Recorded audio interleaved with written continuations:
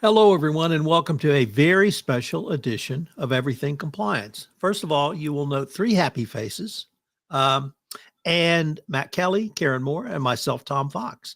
And we thought, as we are recording this on Friday, January 24, we would do a 1 week recap of the Trump administration.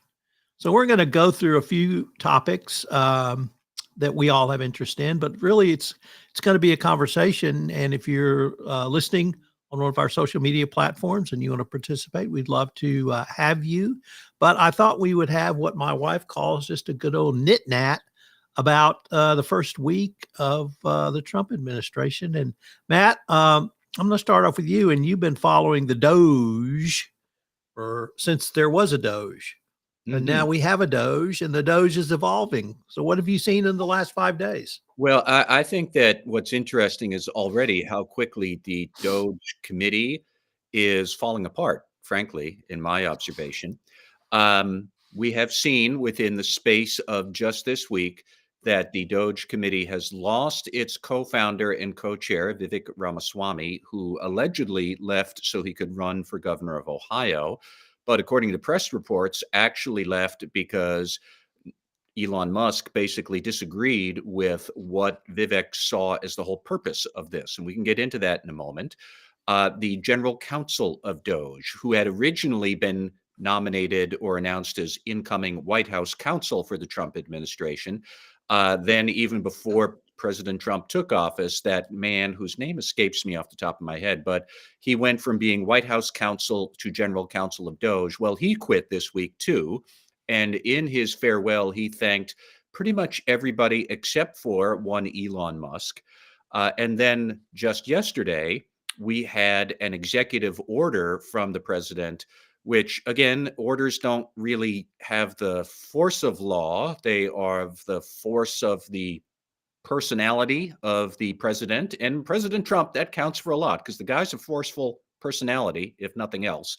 But he signed an executive order that kind of reformed what Doge is all about. Somehow it went from cutting government spending and reining in regulation to transforming the digital services of the US federal government. And the US digital service, which I didn't even know that was a dedicated thing until I found this executive order, but Doge and the US digital service are now going to be one and the same.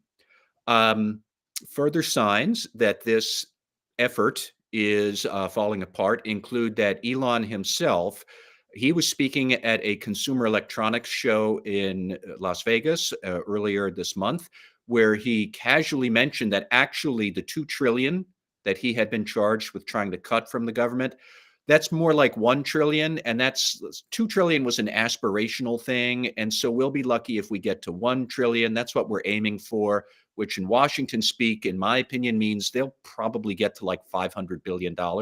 Somehow, all of this has been drastically diminished. And then earlier this week, also, Elon casually mentioned that Doge is going to get us to Mars. That's what he sees. And I'm not clear how the Doge committee and the digital service and whatever it is that we're doing gets us to Mars, nor am I particularly interested in any of that because, like most Americans and people in the world, I'm never going to go to Mars.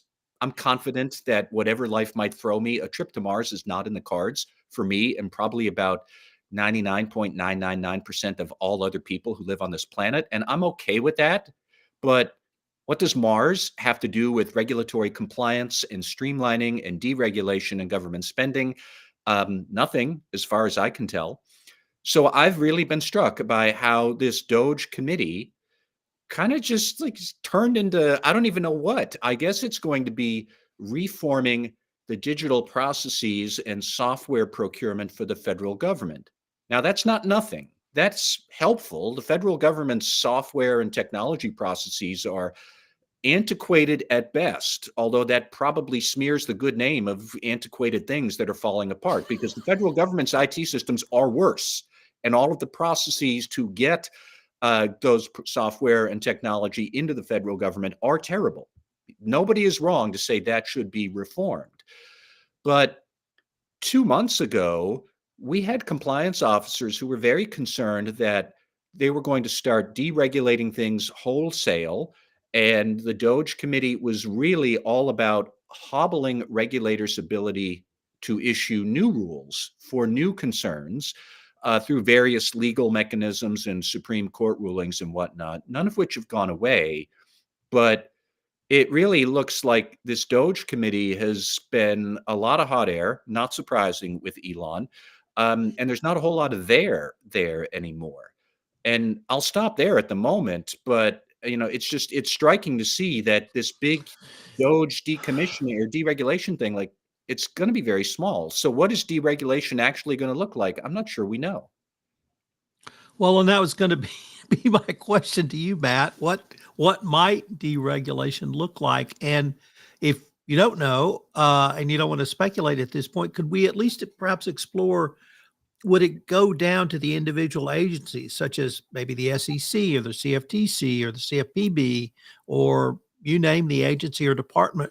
Could they then take that over and propose regulations be deregulated?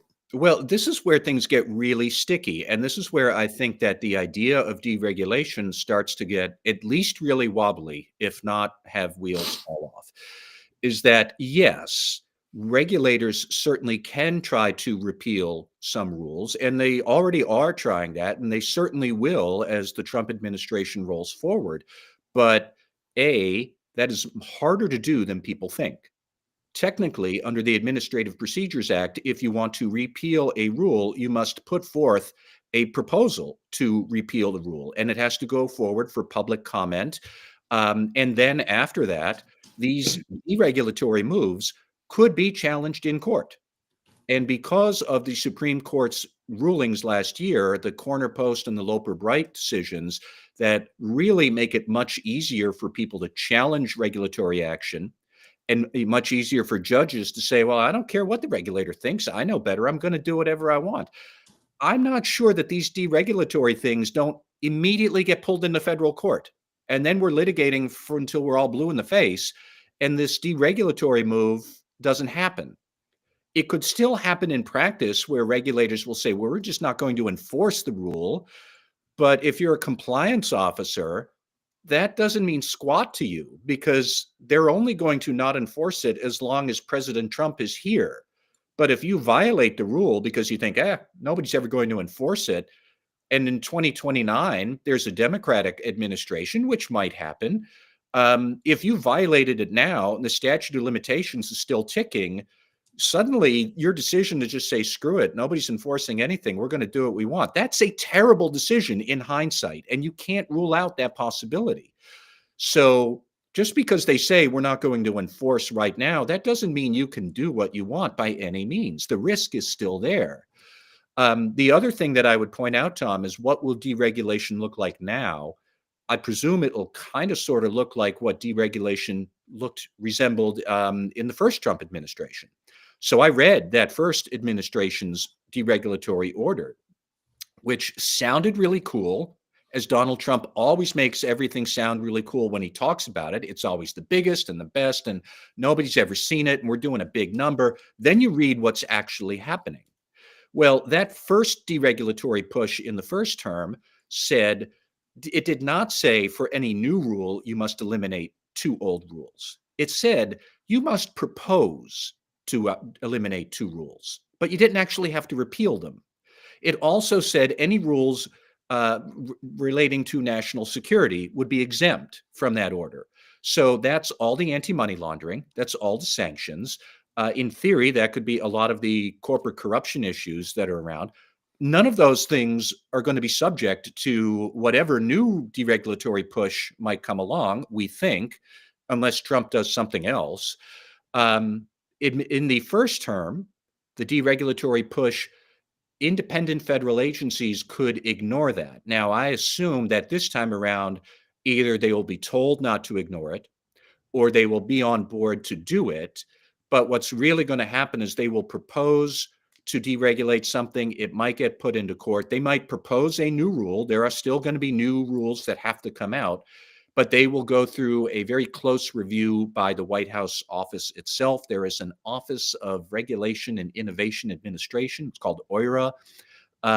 I don't even know who might be in charge of that right now. I don't think Trump has nominated somebody for that. But whoever it is going to be one of these right-wing ideologues who think that all regulation is bad. That's exactly what happened in the first term.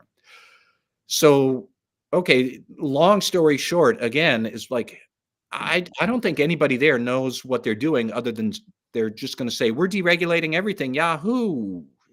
Yeah, and then what, folks? So if I were a compliance officer, I would be very skeptical that this is going to happen at all in any coherent way. And even if it does, I'm not sure that you can trust that those deregulatory efforts are going to stick. And that has big implications for what your company is actually doing, as in, don't take it as it's gone. The risk is still going to be there.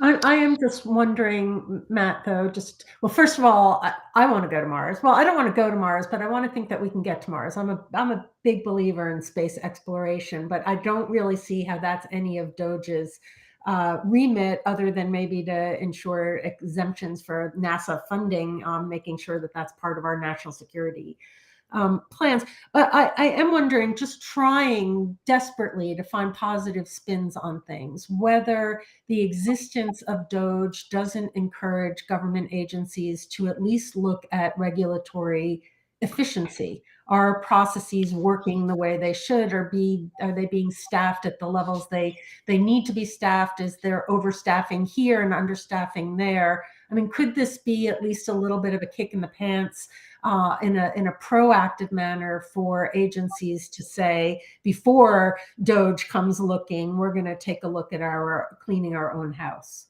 Well, first, Karen, I agree with you on one point, that I would like to see people go to Mars in theory, although in practice, I would love to see Elon go to Mars himself on the condition that he never returns. In that case, I would be happy to have my tax dollars go to send Elon Musk to Mars. Goodbye, Elon. The world would be so much better. But anyways, yes, I do think that, this is the thing that drives me nuts with this deregulatory nonsense. It's like we assume federal bureaucrats love bureaucracy and red tape, and I don't think they do. I think a lot of regulatory agencies feel hamstrung, and they would love to do things better. They probably know how things could be done better, but most of them are obligated by federal legislation or other sweeping rules to do things the way they are because they're told to. And, one of the biggest sources of regulatory red tape are federal contracting rules. Now, do you want to streamline them and simplify them? Sounds great. However, the weaker federal contracting rules are, the greater the opportunity for corruption. Case in point being, so many of the specific examples that Elon and others have cited would, these rules, if they went away, benefit businesses owned by Elon Musk. He has already said that there's no real need for a new rule to track auto accidents and safety risks around autonomous vehicles. What a coincidence that the CEO of one of the largest car companies on the world, with the most advanced car technology in the world, who is developing autonomous vehicles, singles out reporting of accidents and safety concerns among autonomous vehicles as a risk in a rule that should be eliminated so he can do what he wants. It's stuff like that. There isn't any coherent philosophy here about what should be deregulated or what should be improved. I won't dork out on this too much, but just this week, I was having a talk with a friend of mine who is a cybersecurity auditor, who basically called me to scream for half an hour about how unhappy he is with SOX compliance audits. And I get it. SOX compliance audits are minutia and a total drag, and they are today far more convoluted than anything anybody would ever have understood when we adopted the Sarbanes-Oxley Act 23 years ago now. But the solution should be, could we have a more streamlined audit of technology at a company? Yes, that would address an awful lot of the internal financial reporting and cybersecurity risks, and there are ways you could do that. However, that requires a wholesale rethinking of what audits are. When the time comes, and I will die on this hill, the incoming chairman of the Securities and Exchange Commission, Paul Atkins, Donald Trump, Elon Musk, and everybody else who might be involved in this will look at it and say, yeah, let's just not have SOX audits. Let's just repeal Section 404B. That's not how you streamline and deregulate. That's how you make something worse, by rehashing and releasing the risk all over again, not thinking through how do we tame this risk in a different way. So that's going to be my concern. Yes, there's a lot of good that could be done here, and I think a lot of agencies would love to do some of that. However, they're handcuffed and forced into these certain procedural channels that they don't like any more than anybody else. What's going to happen is that a couple of folks who don't know what they're talking about are going to say, let's just take a wrecking ball of the channels and not think about, should there be other structures that would still address that risk? And I think it's going to be quite messy, and compliance officers are going to have no idea how to handle this. So, Karen, what has struck you about this first week? Cheerful. Well, I guess in the vein of examining and streamlining, I suppose in the very worst way, we're going to be eliminating a bunch of positions in the diversity, equity, inclusion, and accessibility space within the federal government. So with the flourishing signature of a number of executive orders, primarily repealing and rolling back a lot of civil rights related orders that had been put in place under Biden and all the way back into prior administrations. We've got government, which has been now hamstringed in terms of its DEI efforts and load of people being put on administrative leave, but also a number of orders requiring agencies to examine all of their contracts and their procedures and their underlying activities, grants, subcontracts, anything that has any kind of DEI implications, whether it's training or requirements or quotas or reporting. So I think that that's going to have a unrolling effect over time. We'll see what happens there. Having said that, yay, Donald Trump. I am 1000% behind you that we should have a merit-based government. We should have merit-based practices in the private sector as well. The difficulty is that a meritocracy is predicated on unbiased practices. And until you are in a space where you feel that your practices are consciously or unconsciously not biased, a meritocracy just falls apart. So whether or not existing DEI efforts within the government are sufficient remains to be questioned, but wholesale eliminating them in favor of this, oh yay, of course we should promote the best people based on merit, I think is so I don't even have words for how stupid that sounds. That something that seems so obvious is obviously not so obvious. So I'm really concerned, not just for the federal government and the knock-on effects there, but the message that is sending out into the private sector. We've already seen it. We've discussed actually on this program before the Boeing decision and the appointment of the monitor, which seems like now small beans compared to what's happening here. But in that case, the judge questioned Boeing's own DEI practices, questioned the Department of Justice practices in employing DEI elements in the appointment of a monitor. We've now seen it in the rollback, starting with Tractor Supply and gaining traction of a lot of large publicly traded companies, eliminating their DEI programs. The sole outlier on Thursday, just yesterday actually, was Costco, where 98% of the shareholders rejected a proposal to eliminate DEI practices. The company itself said that they felt that their DEI practices were in line with the law, important to the company, valuable to its key stakeholders. But they're really kind of the lone voice out there. So I think the implications, the signals that it's sending, that diversity, equity, inclusion, accessibility issues are somehow solved by the removal of the title, by the removal of the personnel overseeing these initiatives, is so backwards as to be incomprehensible. Diversity, equity, inclusion, accessibility, they're all facts of life in the government, in private sector. They are important areas that need to be addressed. If we're going to achieve a meritocracy, we need to examine what obstacles are in the way. What are the components of unbiased labor practices that ensure that the best people are being appointed into the right position. So I'm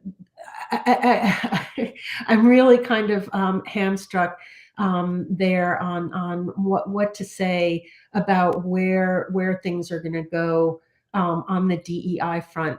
On a related level, the kind of the gender related executive order, looking for enforcement via the EEOC. We only have 2 genders. The government will recognize male, female, will refer to boys and girls, will not refer to gender, will refer to sex. Is also, I think, really disturbing and alienating of a large part of the population that is starting slowly to understand gender identity. It's been a struggle for a lot of us to understand what the issues are, but I felt like there was progress being made. This just kind of wipes all of that off of the agenda for conversations, but also has implications for companies who have been really seeking to accommodate gender identity issues within their own employee population. So let's see what happens. I think what's going to be the most interesting for me is where some of these things start bumping up under state anti-discrimination laws.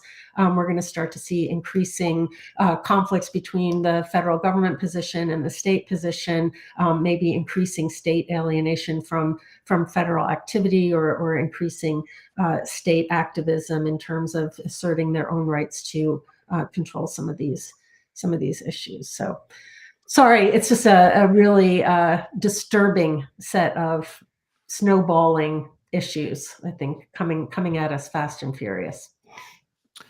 So let me pick up on the state to start with, Karen, because it's been a long time since I practiced EEOC or discrimination law, but my recollection was that a complaint would be filed or a filing would be made. And then that would be, if a state had a deferral agency, it would go to that state deferral agency. If the state did not have a deferral agency, the EEOC itself would investigate. So will the EEOC or the appropriate government agency now refuse to defer to the state, or is that even possible? Yeah, that's not an area, Tom, that I've got a lot to comment on, other than the reservation of state rights, that the states have got to be able to assert themselves. I think we're seeing some of the state attorney generals, I'm very proud to say that includes my own state of Maryland, are starting to speak up on these issues. So yeah, I don't know. So Matt, I'll get to yours in a moment, but I want to follow up with one other point. Karen, and now we're going to go to really some speculation. I see this as an attack on Title VII, attack on the EEOC, and that they're going to try to move to invalidate or repeal Title VII and fair housing. Is that in the cards? Oof. Yikes. I think that would be a really tough one, maybe just as tough as a recent proposal I saw to amend the Constitution to allow for third-term president elections. I do think that there are efforts now to put Bostock, the recent 2020 decision that prohibits Title VII discrimination based on sexual orientation or gender identity. So I think there'll be efforts to put that into a box. Repealing Title VII, I think, is going to be tough, or trying to extend Title IX decisions to Title VII scope, I think also is going to be a tougher one, although we've seen movements there following the recent decision with Harvard University. Yeah, I don't, that really is, God, anything's possible, but to see the Civil Rights Act start to fall apart in its entirety would be a tragedy almost beyond imagining. And my final on this trilogy is Title VII has actual language for affirmative action. And there's a lot of debate at why that language was put in. Nevertheless, it's in there. And so if a company engages in affirmative action, are they going to run afoul of DEI? Yeah, I think that that's one of the issues that the Costco board and shareholders grappled with. The threats there would be that that were being made by the proposal was that a fair number of their white employees would now have a claim of discrimination on the basis of gender, on the basis of, like I said, extending Title IX analysis in the Harvard decision to Title VII protection. So yeah, we'll see. Matt. Well, I do have a question, although I want to make one comment. We should not forget Donald Trump's innate instinct to declare that he has already solved the problem.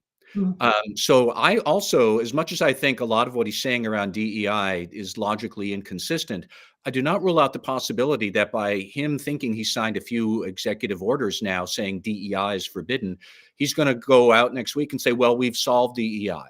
And all of his believers are going to say, oh, yeah, sure, we did that. And like this could potentially fade away as a big political issue because he has a tendency to declare that he has solved this. He has done the big number. He has made the big sweeping thing, even though none of that has happened.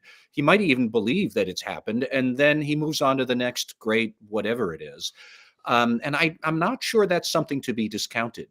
But my question is more, how can compliance officers and HR people disentangle the DEI and anti-discrimination concerns that I think so far have been bundled up into one big issue? Where I know for a fact that Donald Trump is going to start asking employees generally, he's going to send it out on Truth Social or Twitter or whatever. He's going to start asking people to, if you know that your company still has a secret DEI program, you should call this phone number at the Justice Department or wherever, and we'll investigate. Like that's going to happen. So how can compliance officers think about the external reporting pressures that Donald Trump will put into motion to basically have people inform when they think they see secret DEI that's still happening, and then the company is under investigation, when in fact what you're doing isn't DEI, but is closer to anti-discrimination? I do think a lot of the sweeping statements some companies have made about ending DEI, case in point, Facebook, like I can't imagine what it must feel like to be a Black employee at Facebook right now when Mark Zuckerberg basically just said that all your discrimination that you might feel, that's just, it's over, it's done. You're imagining it, it's not there. It must be a terrible place to be right now if you're a minority employee. And I did see that already a significant number of Facebook employees in these online polls that happen at Glassdoor and whatnot. A lot of Facebook employees hate what Mark Zuckerberg is forcing down their throats. However, I am still wondering, how are compliance officers going to handle the internal reporting and external reporting pressures that will come to be here? You're going to have employees calling up the hotline saying, well, my coworker is speaking Spanish. Clearly, he must be an illegal, and you have him fired now, or I'm going to call Donald Trump's hotline and have him deported next week. Like that's going to happen at some large company somewhere. I am certain of that. How are you supposed to handle that? Because you can't investigate an employee just for speaking Spanish.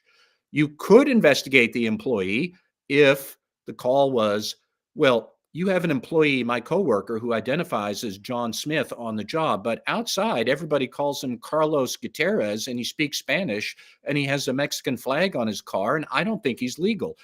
That's a different story.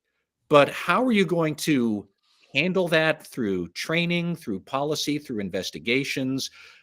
We could talk about it for immigration status. We could talk about it for aggrieved white employees who think I got passed over for promotion because they gave it to some other black person and must be because of race, when in fact it was just that you weren't the best candidate.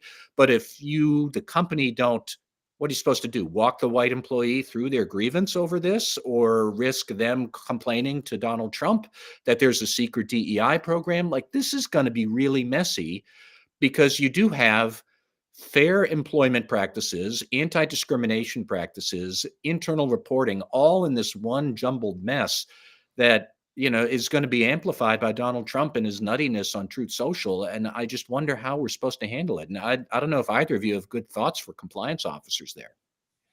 Yeah, you go, Tom. Actually, well, that really speaks it to the last point I wanted to raise, which was where he started with federal government employees, saying, if you see or if you think there's DEI going on in your agency, you must report. And if you do not report, you will be sanctioned. Well, that's moving pretty close to thought police area. Now let's pick that up. And what I worried about, Matt, is some of the points you raised internally in corporations.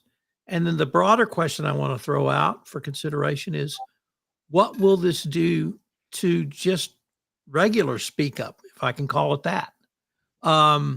Will it degenerate a culture of speak up in an organization so much that nobody speaks up? Will it degenerate the viability of a hotline? Now, you have to have a hotline if you're a public company because of Sarbanes-Oxley. So you can't make hotlines disappear. But if you now are going to be flooded with complaints that someone else got promoted over me, it must be discrimination because I'm the best, and you can't prove I'm not the best because it's a subjective analysis. Will hotlines and the positivity that were generated starting with Sarbanes-Oxley and the SEC, will that start to go away? So I don't know if that ties into what you were going to talk about, Karen, but I just wanted to maybe go down that slippery slope. Yeah, I think it's complex. And I also wanted to add in, what must it feel like to be a woman at Facebook right now when masculinity is the word of the day. We need, I guess we've all been too feminine and too soft, and we're bringing down the company. One thing I have to say, I think about DEI is that it was a label. 10 years ago, we weren't talking about diversity, equity, inclusion, and a lot of people and a lot of companies jumped on kind of the flavor of the month and appointed DEI officers and started doing all of this training. And I think that sometimes that was really a mask for the real work that needs to be done in an organization. So I like to think we've got an opportunity here to not call things diversity, equity, and inclusion, but to say, again, if we're going to be merit-based, what could be preventing us from being merit-based to get the best people into the job? Are our hiring practices unbiased? Our assessment, our promotion practices unbiased? Are we accommodating people's needs in a way that they need to be accommodated within our organization without necessarily putting a label on it? In one job I had a really great session, a conversation with my team when we were talking about investigations, because we had this sense that if somebody came to us with a discrimination claim saying, I was not promoted, I was not given this opportunity, I was somehow backbenched here because of my race, and that person was Black, that we would be all over it. We would be investigating that to the nth detail. We would be really concerned. If the exact same complaint came from somebody who was white, we would be not so inclined to take it seriously, to treat that person as somebody who didn't get it. who already inherently had privilege and therefore wasn't entitled somehow to the same level of investigation. And we really had a hard time with that conversation. And so I think here what we have this opportunity to do is take the label off of it and say, what are our practices? What are we doing? Where could there be inherent obstacles into a meritocracy in this organization? And to self-examine that without creating a DEI program, but letting that infiltrate through everything we do. What are our pay practices? Where are our accommodations for people based on religious requirements, for example, or dress codes?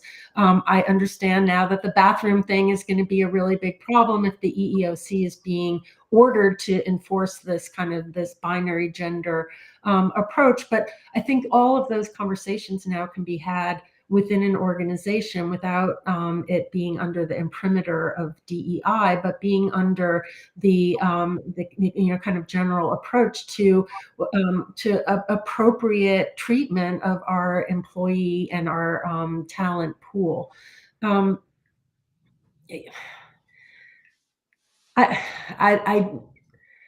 don't know how companies are just going to eliminate that entirely. And I think one of the best mirror tests that we've seen is in the use of artificial intelligence in the hiring process, which comes out with all of these biased outcomes. To me, creates a mirror to an organization of biases that they may not even understand are there. So trying to get at the root of that, trying to take those complaints that come in through the hotline seriously, no matter what the actual basis, the slant that might be there, I think is a real challenge for compliance programs to treat these concerns fairly and use them as an opportunity to examine and to educate. Hey, Tom. Sure. I just want to plant a flag based on something that Karen said about the EEOC. This is the first time we have ever used the phrase bathroom compliance. It's going to be an issue, but you heard it here first, folks, on everything compliance and radical compliance. Yep, bathroom compliance is going to be an issue. I don't know how you source that out and staff that and what the internal controls are, but I guess that's going to be a thing now. Well, I would like to explore. I thought it was going to be export control focused, but I may pivot just a little bit to start to the FCPA and the FEPA, because I was at an event last night where we sort of walked through what I think is going to happen under the new Justice Department. And I think that will be a weaponization of the FCPA and the FEPA. And by that, I mean that some commentators have suggested that the FCPA could be an additional arsenal in our national security, because I see, or many see, corruption as a national security issue. And I agree with that. But the focus will not be on national security, but it will be on punishment and retribution. And the punishment and retribution, I would say it would be against America's enemies, or at least our competitors. But Trump has made clear that he will target our allies and friends. So originally I thought companies that may have a more socialist bend, such as Brazil, other countries in Latin America, those companies from those countries would face increased scrutiny. But after some of his remarks this week, I see that he has targeted, obviously, Canada and Mexico in the trade sanction and tariff arena. And it would seem to me that he is going to use all of the U.S. laws he can to put pressure, tactical pressure, on companies from those countries so that they will toe his line, whatever that line might be. And as we know, that line can move not from day to day, but from hour to hour, depending on who he's talked to last. So just going through sort of the global map, I think that if you are doing business with a Chinese company, if you're a Chinese company with a U.S. subsidiary, I'm going to leave TikTok out of that. If you're a Latin American company with a U.S. subsidiary, certainly Brazil, South Africa, Europe, United Kingdom, all of those non-U.S. companies will start receiving increased scrutiny, and that it will be putting them under an investigation or not. And as we all know, the cost of an FCPA investigation can sometimes, the penalty can pale besides the cost, which is typically in a range of 2x to 5x. So if you are in one of those companies, you need to start assessing your risk and anti-corruption as robustly as you can now with the resources you have now, because I think they're coming for you. But now I want to maybe explore some of the other things that you guys have talked about that you've seen or heard.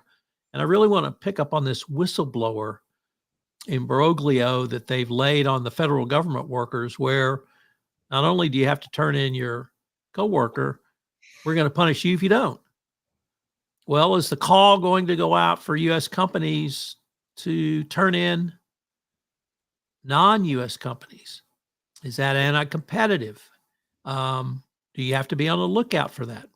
What if I worked in the energy industry for a long time, so I know everybody knows what's going on with your competitors.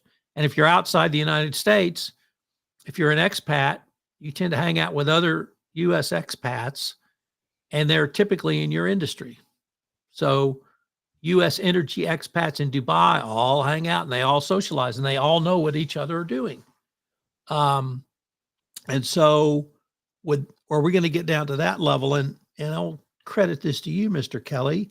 When we talked about FIPA, you wondered, does this now mean U.S. employees have to whistleblow on foreign officials who demand bribes, ask for bribes, hint for bribes? And will there be an increase in pressure on U.S. companies to report that, number one? Number two, how do you do that internally within your organization? And then number three, what does that do to either the business relation or the U.S. relation with that, with that country? And I don't pretend to know the answers to all those. And we explored those hypotheticals in our podcast on Compliance Into the Weeds on that when the law was passed. But, and haven't even gotten to whether it actually means anything to indict a foreign official if they can't be extradited to the United States. But I see that as potentially very tactical arrows in a quiver that the Trump administration is going to pull out and focus on a lot of different organizations. And that typically foreign companies do not have as robust compliance programs as those in the United States because they haven't had to, because the laws weren't in place. And maybe those laws are now in place under, Bribery Act, SEP-on-Due, Clean Companies Act, the plethora of international anti-corruption compliance, but there's still China out there. The largest number of FCPA enforcement actions have come out of China for a long, long time. And now the Chinese government is forcibly prosecuting corruption cases against its own citizens, its own military members, and now they're going to do industry sweeps there. Well, will U.S. companies get caught up in that? Wherever you want to be in a Chinese jail is not that place. And how are we going to re-engage with China to tamp down the relations that are deteriorating if U.S. executives start being arrested in China? We had the situation where the U.S. got Canada to arrest the daughter of the founder of Huawei. Maybe she did illegal acts under U.S. law, or maybe not. But diplomatically, it was an unmitigated disaster for Canada, because then Canadian citizens started getting arrested on a tit for tat. So you can, at least in my mind, it's pretty clear that we are going down a path that is going to be very different in FCPA enforcement. And I'll end with what I told the group last night at this event was you need to start pressure testing your compliance program now. If you have weaknesses in any of these areas, you need to start looking at ways so you can get the information and put a risk management strategy in place. I know we have a hard stop at the top of the hour, so I'm going to end there and get y'all's comments. Then we'll move to shout outs and rants. Tom, I'd love to just stop everybody and give a reality check that for all of your points, which I think are theoretically valid, that assumes that we have a functioning FCPA prosecution unit at the Justice Department and a functioning criminal division. Are we sure that we will? Because already we have seen at the Justice Department a lot of reassignment of lawyers basically to prosecute sanctuary cities or chase down illegal immigrants. And are we really going to have people who are still working on FCPA prosecutions?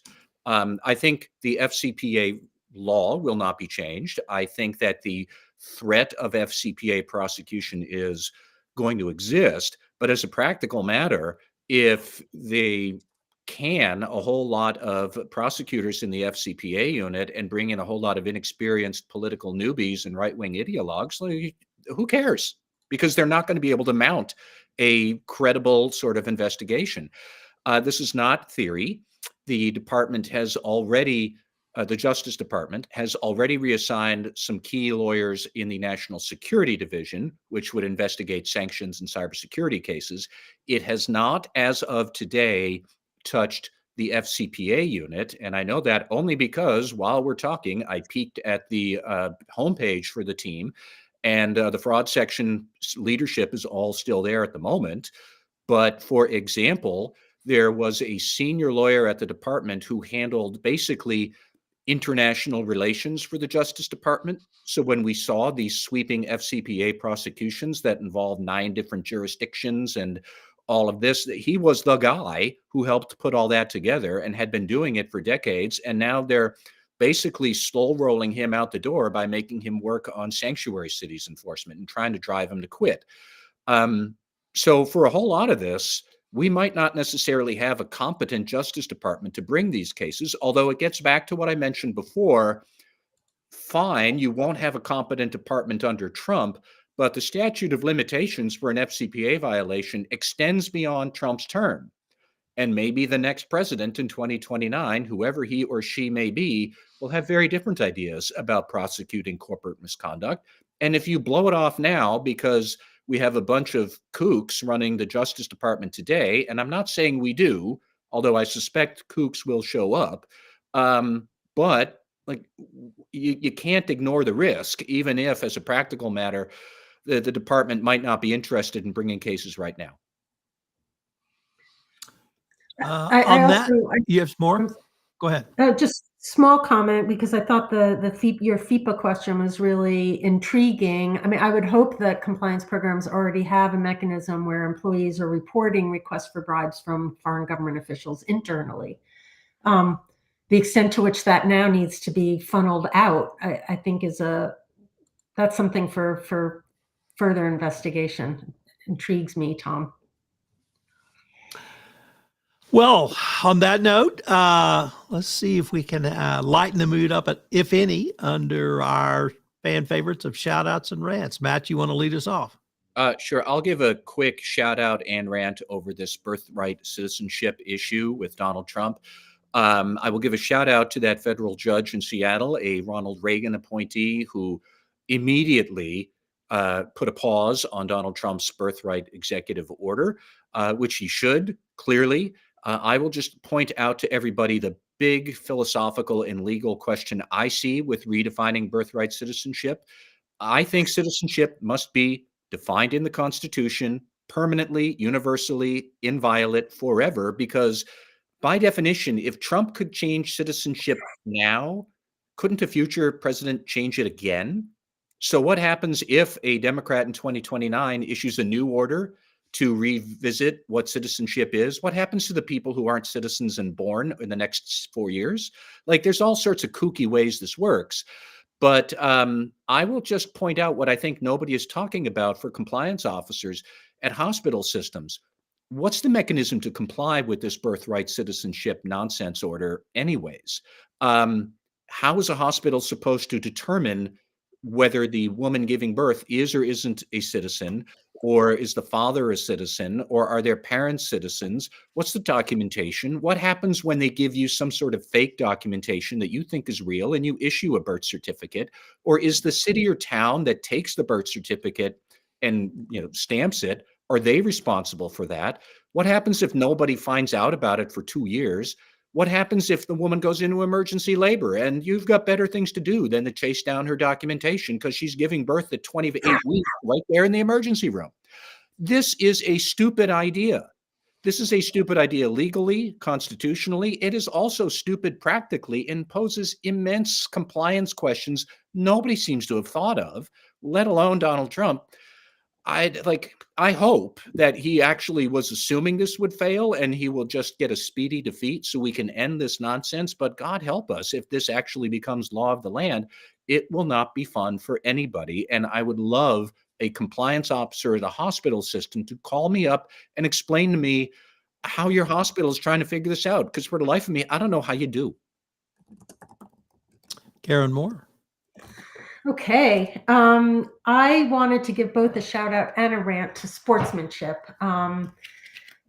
Two really, kind of upsetting recent cases. I'm a big Bills fan, so I was watching the Bills-Ravens game. One of the Ravens players, Mark Andrews, just dropped a ball and cost the Ravens the chance to the Super Bowl. Cost the Ravens a chance to tie up the game in the last moments of the game, but received just hate mail and death threats from supposed fans of the team. Really dismaying circumstances. But on a positive, raving note, the Bills Mafia came through and donated upwards of $15,000 to Andrew's charity for type 1 diabetes, showing that there is some sportsmanship in sports today. But even as I was contemplating that, we saw Djokovic at the Australian Open booed by fans for walking off due to injury, and it was up to his opponent to tell the crowd, "Hey, this is not his fault that you are paying a lot of money, and he's not going to be playing." So I'm just wondering what's happening to sportsmanship when it comes up to the opponents to demonstrate the good character that you would hope would be evidenced by the fans. So I don't know. It seems to be the zeitgeist of the day. Well, I'm going to actually now add a shout out based upon Karen Moore's shout out and rant. I'm going to shout out to Jackie Smith. Jackie Smith was a Hall of Fame tight end who played 17 years for the St. Louis Cardinals. And he played in 18th for the Dallas Cowboys. And that year, in 1979, his final season in the league, Jackie Smith presaged Mark Andrews by 40 years as he dropped a ball in the end zone with literally no one around him as he was sitting down. And I've read interviews with him, and he has never come to terms with that.